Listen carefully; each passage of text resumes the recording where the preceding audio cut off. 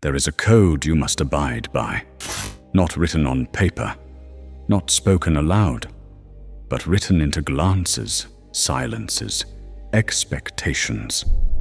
You were handed your lines before you had language, taught when to speak, when to shrink, when to nod, when to smile, and when to disappear.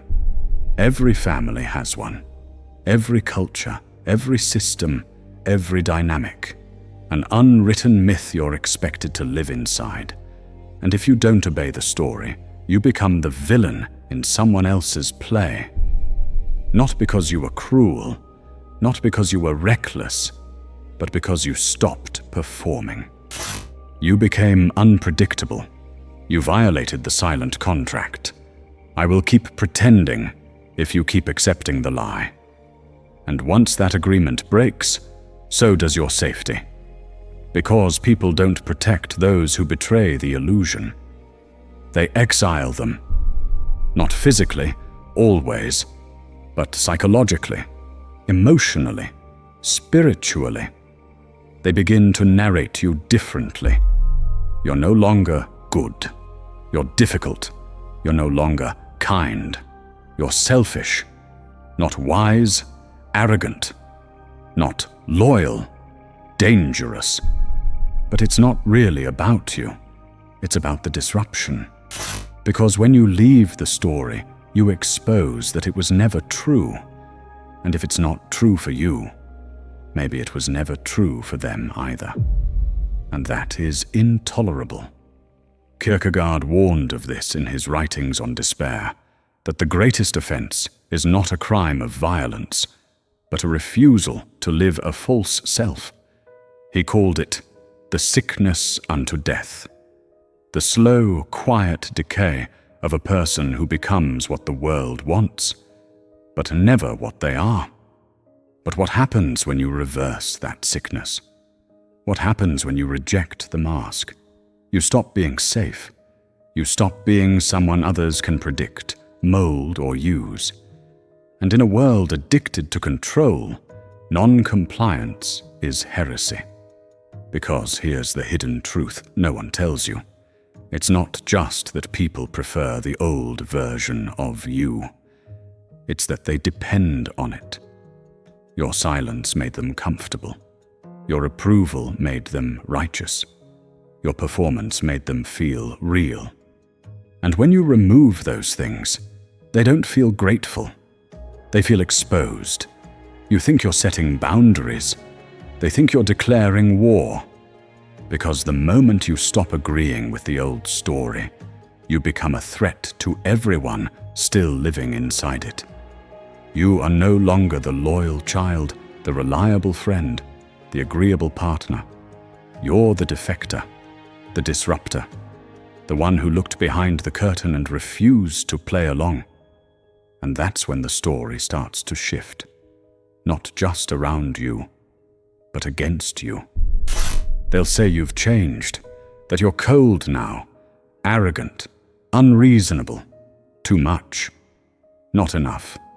But all you did was stop being a character they could control. And in systems built on silence, that is the greatest betrayal.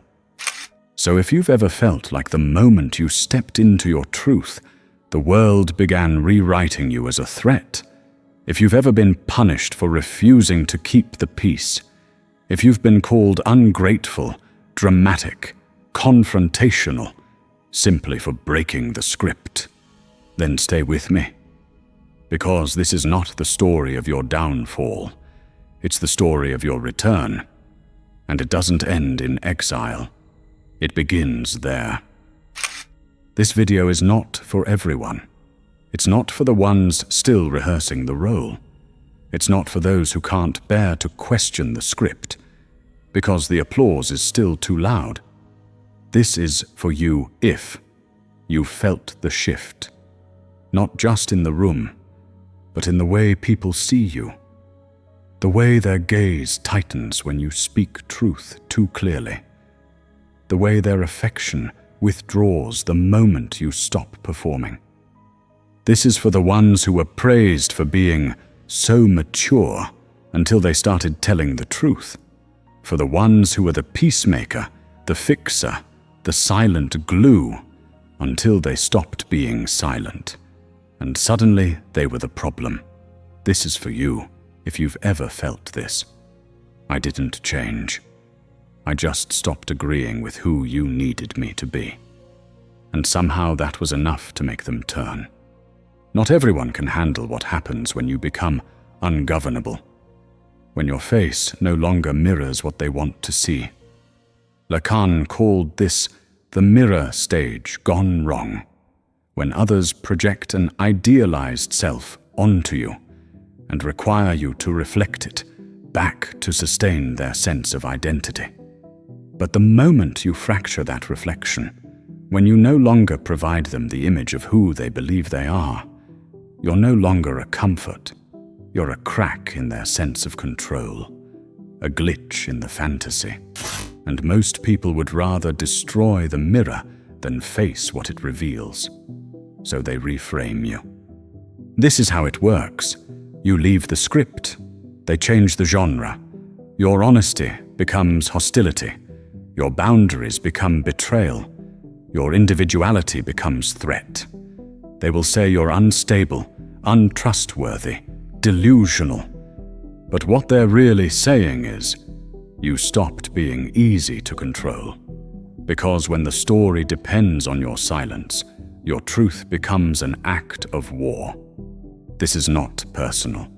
It's structural. You're not being punished for who you are. You're being punished for what your defiance represents. Because your defiance isn't just about you. It's a message, a crack in the collective delusion, a signal that escape is possible. And if one person can leave the story, maybe others will too. This is what Nietzsche warned about in The Genealogy of Morals, the violent moral rebranding of dissenters. To keep the herd intact, those who walk alone must be framed not as free, but as diseased. You see it in families, in institutions, in social movements.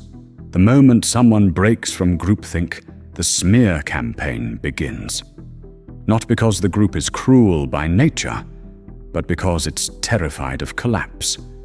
Because if the narrative was never true, then what was all this suffering for? So instead of revising the story, they revise you. They rename you, reframe you, cast you out not as a misfit, but as a menace. But the real menace is the truth you refused to bury. And the deeper you go into your own individuation, the more clearly you see the machinery that turns dissent into deviance, not by evidence, but by emotion, by group consensus, by framing, by silence, by whispers that say they're not who they used to be. And no, you're not. You're not the mirror anymore. You're not the echo. You're not the obedient echo chamber they used to rely on. You've become dangerous because you've become real.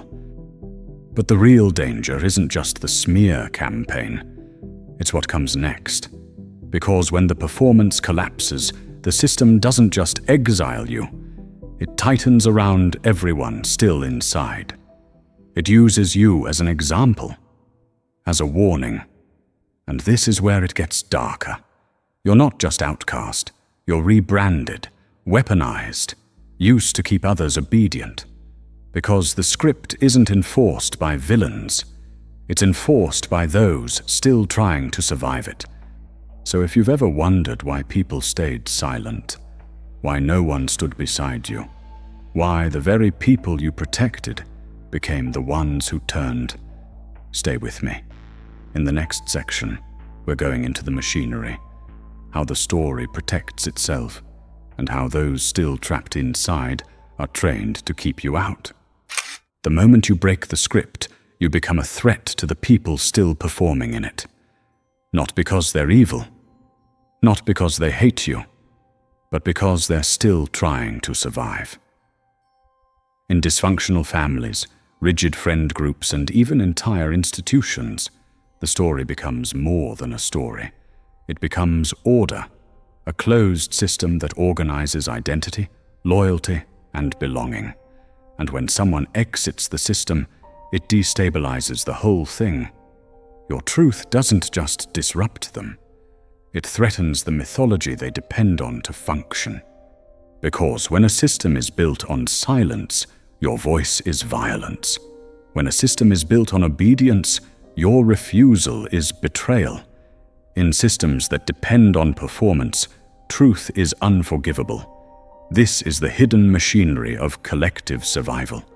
The system protects itself, not by attacking you directly, but by reinterpreting your truth as a violation. They say you're too sensitive, too intense, making it all about you, because admitting the truth would cause collapse. So instead, they collapse you. Not because the truth isn't valid, but because it's inconvenient. Because it implicates them. To preserve the story, they have to rewrite you. Suddenly, you're the one who changed. You're unstable. You're angry. You need help. This isn't just personal deflection. It's a systemic immune response. Like white blood cells swarming what looks like a threat, the system attacks anything that doesn't fit its design. And if you've ever wondered why entire groups turn against you at once, why even the quiet ones stay quiet, this is why. It's not that they don't see what's happening. It's that they can't afford to. If they validate your truth, they'll have to question the foundation they're standing on. And for many people, it's safer to bury you than unearth that. This is the moment individuation becomes exile, because when you no longer serve the collective narrative, you're cast as the villain to maintain the illusion of peace. You're the chaos. You're the reason things fell apart. But the truth is, things were already falling. You just stopped holding them up. And now that you've left the role they assigned you, they have to create a new one for you. One that explains why they're still stuck, and you had the audacity to walk away. That role is the villain, the ungrateful one, the selfish one, the liar, the traitor. And the most chilling part? That story, the one that paints you as dangerous, isn't just believed by others. It's rehearsed, passed around, repeated until it becomes more real than anything you ever said. And if you don't fight it, if you stay silent, they say you're guilty. If you defend yourself, they say you're unstable. It's a no-win script, because it was never designed for truth. It was designed to protect the illusion. But here's the part they never expect. Even when the whole system turns against you, even when they strip you of the role you once played, there's a kind of power in the rejection. A new kind of truth takes form in the silence they forced you into. A truth they can't unhear, even if they pretend they never heard it. And that is what scares them most. Because your exit didn't just break a rule, it broke a pattern. And if you broke it, maybe others will too. You became a symbol of possibility. Not because you fought them, but because you left. And the story can't survive that. So now they have to discredit you, not just to others, but to themselves. To erase their own guilt. To restore the myth that they were always right. And you were always wrong. But what happens when that rewriting starts to fail? When the mask slips, and the story they're telling no longer fits the person they've become? That's what we're going into next. Stay with me, because we reveal what happens when they start to fracture. The moment you walked away, something broke. Not in you, but in the story they had always told about you. And here's where it shifts. This isn't about disappointment. It's about disruption. A fracture in the symbolic architecture that held their identity together. You weren't just part of the story. You were the counterbalance, the foil, the flaw, the one they could always point to and say, "See? I'm the good one. I'm the strong one. I'm the sane one." But when you stopped playing the role, when you became unrecognizable to the version they constructed, you didn't just become confusing, you became threatening. Because your growth didn't just expose their stagnation, it destabilized the entire narrative equilibrium they'd built to feel safe. In family systems theory, there's a concept called homeostasis, the tendency of a group to maintain emotional balance by assigning fixed roles. You weren't just the scapegoat. You were the emotional pressure valve, the externalized problem that made everyone else feel internally consistent. So what happens when the scapegoat evolves? The entire system panics. It has to reassert control, not by returning to the truth, but by doubling down on the myth. They need the story more than they need the relationship, because the story protects the ego. The story absolves them. The story keeps the illusion intact. Enter René Girard's mimetic scapegoat mechanism.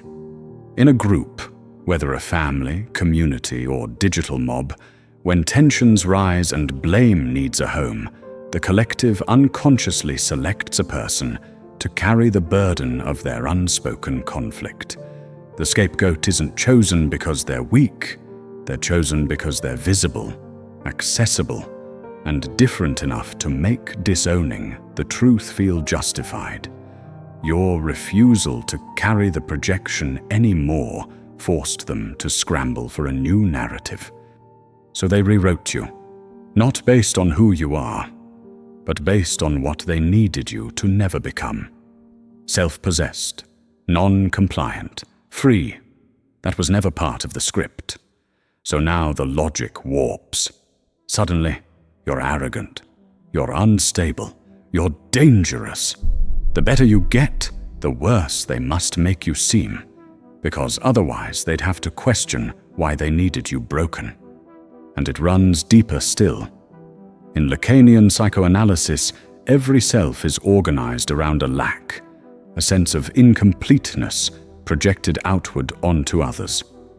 When someone plays a fixed role in your story, you're not just relating to them. You're using them to stabilize your own identity. But when that person changes, when they withdraw or transform or stop complying, your coordinates collapse. The other becomes unpredictable, and that's terrifying. Not because it's immoral, but because it forces a confrontation with your own emptiness. Nietzsche warned us about this reversal in Beyond Good and Evil. He said, "Whoever fights monsters should see to it that he does not become a monster." But in fragile systems, that's exactly what happens. You stop fighting, you walk away, and suddenly, you become the monster. Why? Because you refused to mirror the script back to them. Because you became proof that obedience was never necessary, that peace was possible outside the system, that healing didn't require permission. And nothing is more dangerous to a system built on silence, shame, and control than someone who rises without it. So now they have to discredit you, not to hurt you, but to preserve themselves. Because if the myth cracks, they'll have to reckon with everything they exiled into you. And most people would rather live inside a lie than confront what they've buried. But here's where it gets darker, because once the story starts unraveling, their desperation doesn't fade. It festers. They'll try to control the narrative any way they can. Guilt, manipulation, even sabotage. Because the truth doesn't just threaten their image. It threatens their entire psychological foundation. And when the myth can no longer contain the truth, the war begins. Stay close, because we're about to expose exactly how far people will go to keep you cast in a role you never chose. They didn't just cast you as the villain to save face. They did it to save the entire structure. Because once the script begins to crack, so does the system that depends on it. And here's what most people don't understand. The story wasn't just something they told about you. It was the scaffolding of their identity. A fragile construction held together by compliance, consensus, and control. You weren't just rejecting a role. You were rejecting their reality. And when you walked away from the performance, you didn't just abandon the narrative. You exposed the fact that it was a performance all along. In that moment, everything they had buried beneath the surface, the lies, the projections, the moral disguises, all of it started to rise. Because the mask only works if everyone agrees to keep it on. And you stopped agreeing. That's when the collapse begins. Not with screaming, not with some dramatic rupture, but with a quiet unraveling. A narrative that once made sense suddenly doesn't. They start forgetting their lines. Their self-justifications grow sloppy. Their righteousness begins to rot. Because you've shown what they were never supposed to see. That the truth doesn't destroy you. It frees you. That survival is possible without submission. That love without control is real, and they never had it. That someone can walk away and become more whole, not less. And that truth, it doesn't just threaten the story. It threatens the system that needs the story to survive. The family system, the friend group, the cultural order, the algorithm. In every case, the moment one person steps out of the delusion, it forces a reckoning for everyone still inside. And now, their world starts to turn against itself. Because when the designated scapegoat refuses the role, the need for a villain doesn't disappear. It mutates. They turn on each other. The moral purity they used as armor turns brittle. And all the illusions they weaponized begin to collapse under their own weight. This is what Girard called mimetic contagion. When blame spreads like a virus, when conflict can no longer be outsourced to a single, silent target, when the sacred narrative unravels and the tribe turns inward. But don't romanticize this collapse, because they won't go quietly. The death of a lie doesn't always bring peace. Sometimes it brings backlash, because control wasn't just a strategy, it was their oxygen. And when you take it away, they suffocate. They lash out. Not because you harmed them, but because you lived. You became proof of life beyond their limits, and that is intolerable to a psyche still dependent on illusion. They don't want freedom.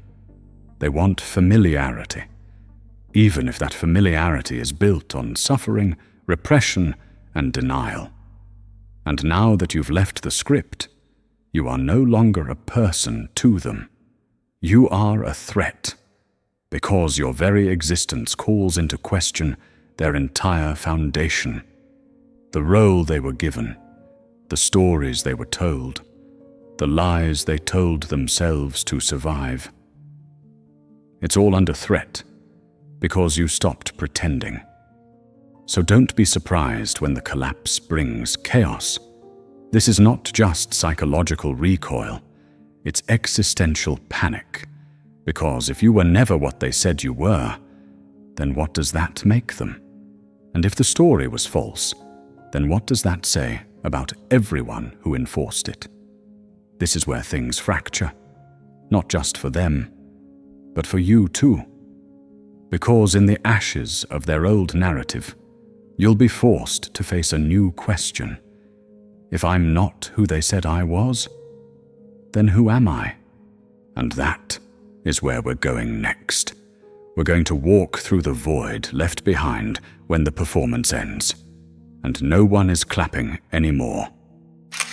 What no one tells you is this: After the story collapses, after the roles shatter and the illusion burns out, what's left isn't freedom. It's silence. And not the peaceful kind. It's the silence of identity disintegration. Because when the lie dies, something else does too. The person who believed it. See, the narrative wasn't just a prison.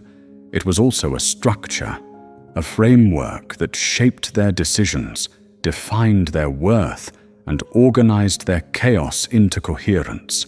It gave them a script to perform, a name to answer to, a villain to point to. And once that collapses, they're not just left without a story. They're left without a self. This is the real terror. They can no longer pretend. But they also don't know who to be without pretending. The ego isn't built for this. It survives by clinging to structure, even if that structure is abusive, distorted, or delusional. And once the scaffolding of projection collapses, they fall into what Lacan calls the lack, a bottomless absence where the imaginary self used to be. This is when the panic begins. Not the performative kind, the existential kind. Because now, they've lost their illusion of moral superiority. They've lost their justification. They've lost the ability to say, I was right to treat them that way. They deserved it. And with that gone, they're naked in the ruins. They're not just ashamed. They're undefined. But here's what makes it even darker. They don't blame the story. They blame you because you didn't collapse. You escaped. And that, in their fragmented mind, isn't resilience. It's betrayal. Because your survival without them forces a horrifying possibility. That none of it was necessary. That the narrative wasn't true. That their control wasn't protection. It was manipulation. That they weren't the victim. They were the enforcer. And that breaks something.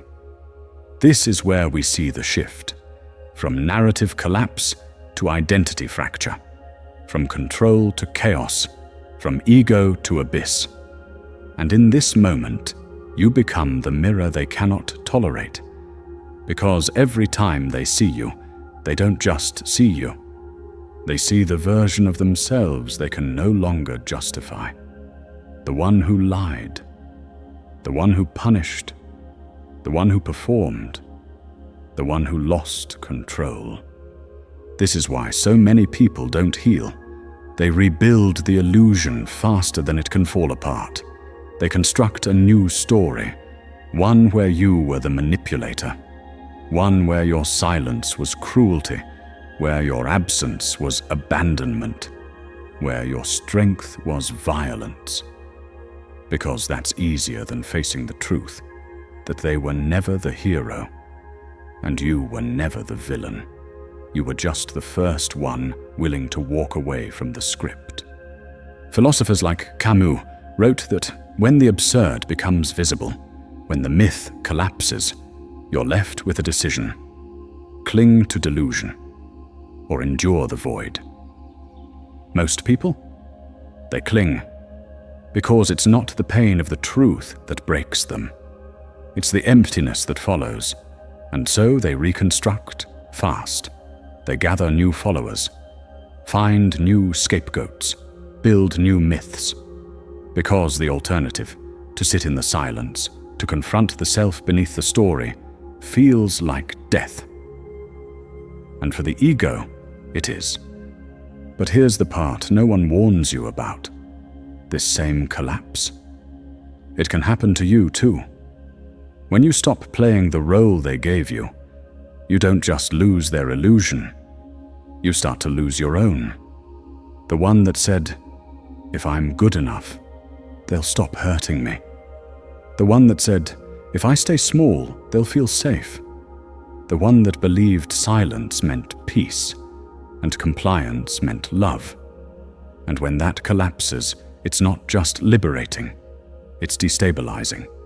Because even though it was killing you, it was also holding your identity together.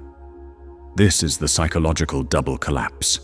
You escape the role, and then you have to survive what's left when the role disappears. No applause, no clarity, no safety net. Just you. And that's the turning point. Because some people rebuild themselves from the rubble, and some people just try to bury you in it. So what do you do now, when the story has died, when the performance has ended, when both of you are standing in the aftermath, one scrambling for another illusion, the other holding nothing but the truth? That's where we go next, because the final act isn't revenge, it's revelation. Let's go there. You were never meant to become the villain.